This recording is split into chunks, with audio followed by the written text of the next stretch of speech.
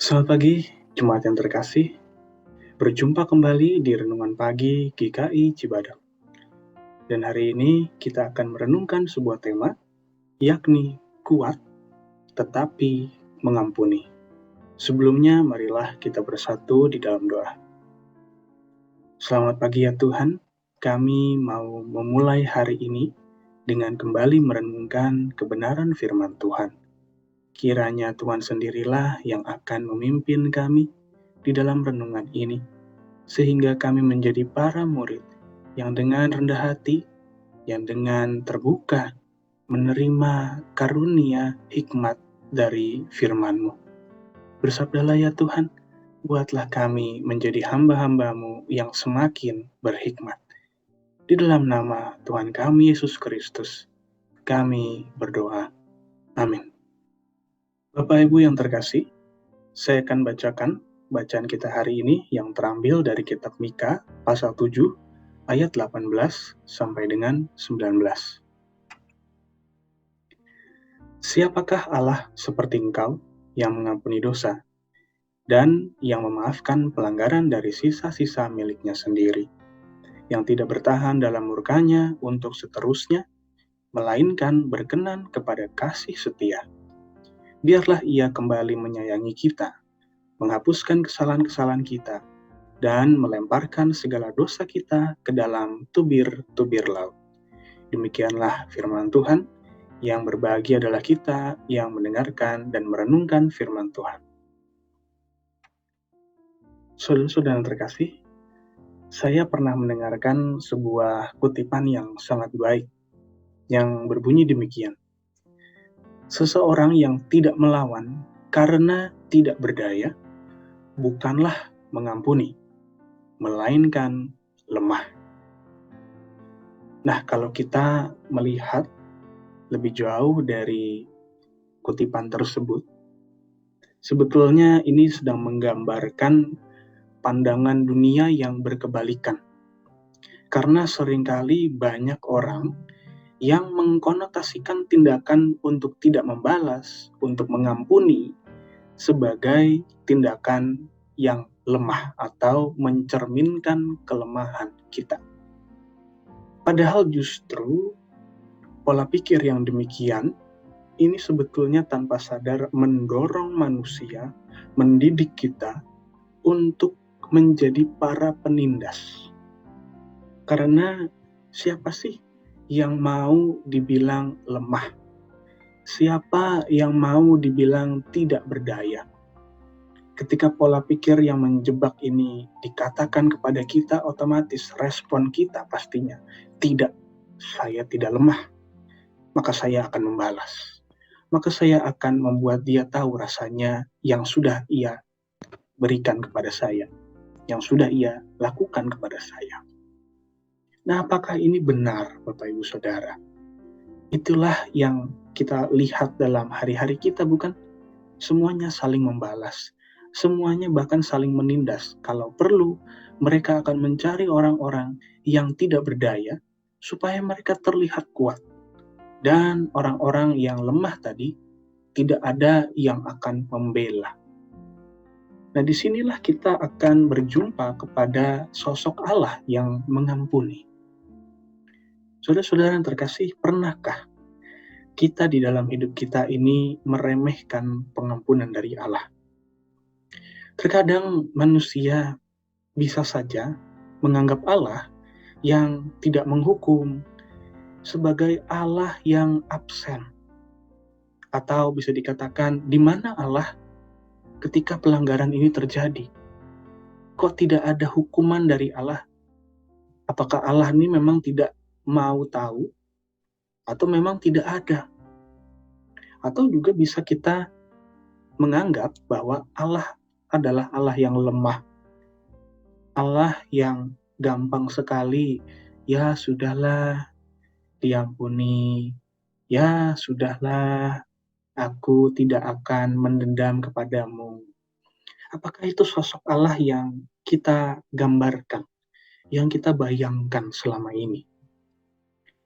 Padahal kalau kita mau melihat teks-teks dalam perjanjian lama terkhususnya, kita bisa melihat sosok Allah itu begitu berkebalikan dari yang tadi kita diskusikan. Sosok Allah yang ada di Perjanjian Lama bisa dikatakan menjadi Allah yang begitu luar biasa menyeramkan, karena dia melihat manusia dengan begitu banyak pelanggarannya, lalu dia menurunkan hujan selama berhari-hari, sampai air bah menutup seluruh bumi.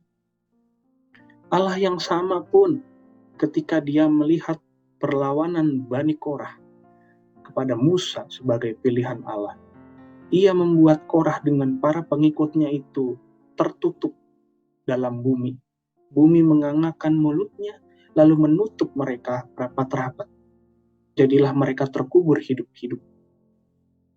Allah bahkan ketika dia masih mau menindak orang-orang pilihannya, meskipun dengan kasih, tetapi kita lihat seperti Yunus, bahwa Allah dapat mengutus makhluk ciptaannya untuk dapat menelan Yunus dan membuat dia jera akan perlawanannya.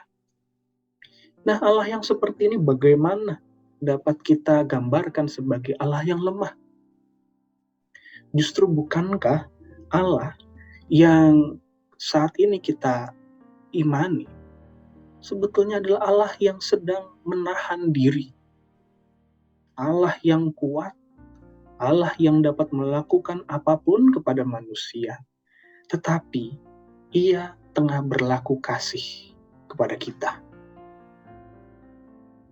Nah, saudara-saudara yang terkasih, maka pada hari ini saya mengajak kita semua untuk kembali mensyukuri setiap pengampunan dan kesempatan dari Allah untuk dapat memperbaiki hidup kita.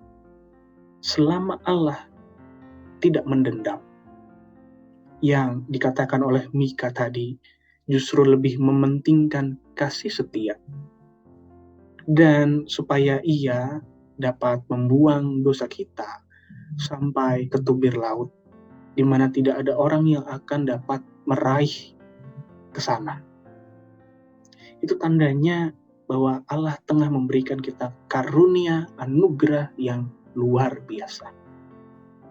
Dan apabila kita sudah menghayati bahwa Allah yang kuat itu mau mengampuni kita, padahal Ia bisa saja memberikan apapun sebagai hukuman atas dosa-dosa kita, maka marilah kita belajar juga dari Allah yang kuat tersebut, supaya kita pun juga bisa mengampuni baik untuk diri kita dan juga orang-orang di sekitar kita. Meskipun seperti yang dikatakan, kita juga bisa membalas sesama kita.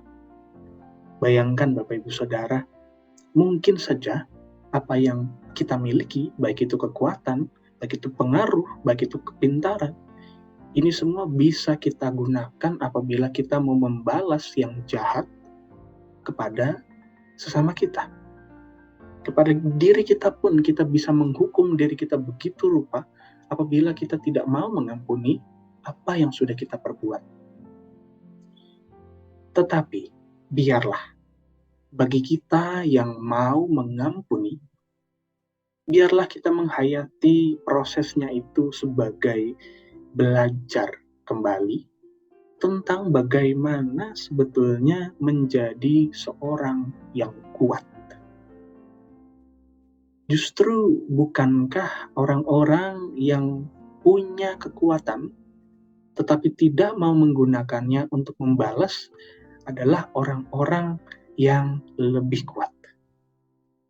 Seperti kutipan di awal tadi, apabila kita mengampuni karena kita mungkin takut terhadap orang itu, atau kita tahu kita tidak akan menang kalau kita balas orang itu, apakah itukah momen satu-satunya di mana kita mau mengampuni? Atau justru ketika kita merasa yakin betul bahwa kita bisa balas apapun, kita bisa lakukan yang ini dan itu kepada orang lain yang sudah menyakiti kita, tetapi kita pilih jalan seperti yang Tuhan ambil. Nah, maka sebagai akhir kata, seperti kutipan yang pernah dikatakan oleh Mahatma Gandhi, biarlah kita juga membawa ini dalam hari ini. bahwa mentalitas mata ganti mata hanya akan membuat dunia menjadi buta. Selamat pagi, selamat merenungkan firman Tuhan. Kita tutup dalam doa. Ya Tuhan, pada momen-momen hidup kami terkadang tahu bahwa ada kesempatan untuk kami dapat membalas apa yang sudah dilakukan oleh sesama kami kepada diri kami. Kami pun juga bisa saja menghukum diri kami dengan begitu rupa karena kami belum dapat mengampuni diri kami atas sebuah kesalahan yang pernah kami lakukan di masa lalu. Yang mungkin kini kami sesali, yang mungkin dampaknya masih kami rasakan sampai hari ini. Akan tetapi Tuhan, ajarlah kami untuk dapat belajar untuk menggunakan kekuatan kami ini dalam rangka menunjukkan kasih, baik itu kasih kami maupun juga kasih Allah yang tidak terhingga. Sehingga orang-orang di sekitar kami dan juga diri kami sendiri dapat melihat bahwa meskipun kami memiliki kekuatan, tetapi kami tidak pernah menggunakannya untuk membalas yang jahat kepada siapapun itu. Melainkan kami justru mengandalkan kekuatan Tuhan yang jauh lebih besar daripada kami untuk dapat mengampuni orang yang bersalah kepada kami. Sehingga Allah pun ketika kami bersalah, ketika kami berdosa, pengampunan-Mu itu juga merupakan hal yang begitu mengubahkan diri kami, yang dapat kami terus ingat dan syukuri setiap harinya. Maka biarlah Tuhan dalam hari ini, biarlah kami melangkah di dalam mentalitas untuk terus menggunakan kekuatan kami ini untuk hal-hal yang baik, untuk memberkati, bukan untuk membalas. Dan biarlah Tuhan yang menaruh kasih ke setiap hati kami, sehingga kami pun dapat bersuka cita, dapat hidup di hari ini dan seterusnya dengan damai sejahtera Tuhan, dan tidak terus-menerus merasa terdampak dengan hal-hal yang menyakitkan yang sudah pernah terjadi dalam hidup kami. Terima kasih ya Tuhan, inilah doa kami. Di dalam nama Tuhan kami, Yesus Kristus, kami sudah berdoa. Amin.